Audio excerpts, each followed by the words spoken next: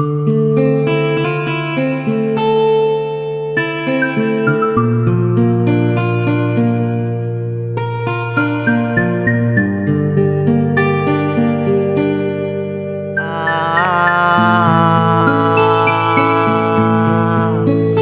ka na makalaya, bibitaw na kita kahit alam mo na hindi ko kaya. Kisa pabayaan kung isa't isa at hindi na daya. Di na ipipilit kahit alam ko na nakakainaya, kasi di na maligaya. Unti-unti ko na tinatanggap. Siguro ba dito na rin natatapos ang lahat.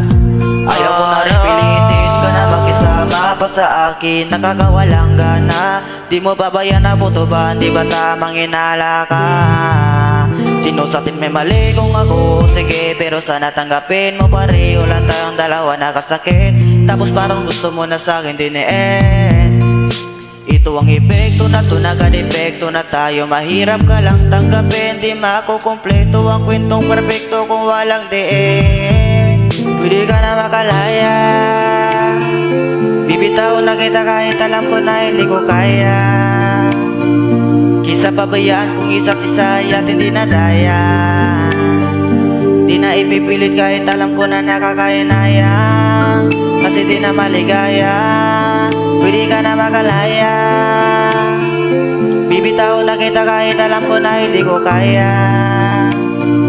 Kisa pabayaan kung isa't isa at hindi na daya. Di na ipipilit kahit alam ko na nakakainaya, kasi di na maligaya. So, unti-unti ko na tinatanggap. Na ganun lang nawasak ang lahat.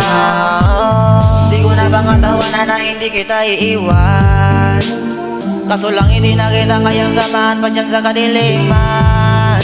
Pinagpapasalamat ko pa rin yung mga araw at gabi na naging sa'kin ka.